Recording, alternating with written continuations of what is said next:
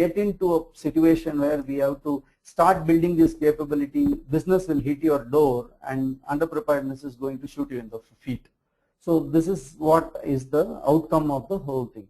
Now, last summary, it's simple, straightforward, what it is and what it's not. When I'm saying that this is a strategic role, and this straight away puts you in the QA governance board, which means you are, if in the governance structure, a test program manager will be equivalent to a person sitting in the QA head probably, or a VP of IT, something like that. And it is going to drive large size, big budget programs under a single window. So you have to cut across customer organization, your organization as well. So you should have a reach. Then you have to leverage all industry technology trends to drive the customer engagements. Otherwise, if you are not in par with the speed with the industry, you will not be able to take those into the customer organizations. Then comes absolute single point accountability to deliver the commitments across the enterprise, and all these commitments are to be delivered with defined outcomes, or SLAs you call it as. So this person's head will be the single neck to choke. Then it also brings in the advisory flavor to the customer. So you have to be a trusted advisor to the client, so that thereby creating a value added partnership. And finally, you are the top escalation point. You cannot look back and say, my manager will take care.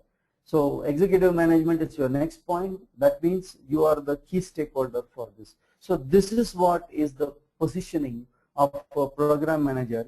And what it is not, and it's simple to say, it's not a project test manager where you will only report defect, test case pass fail. It is not resource and operation management where you say, I want 5 people today, I'll release 5 people tomorrow.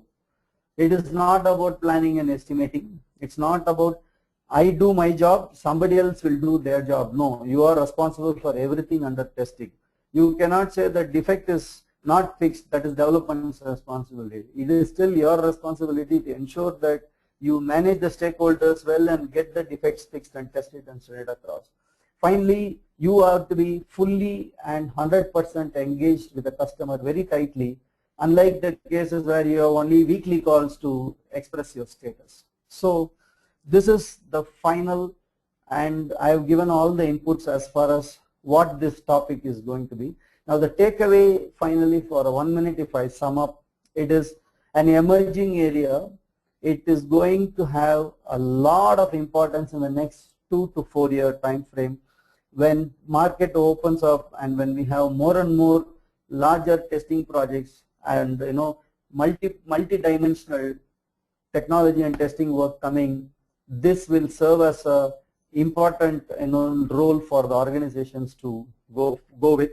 Secondly, building a lot of people who are senior in the organization, who are emerging, who are capable. Building them into these roles will also position them well for consulting-led delivery.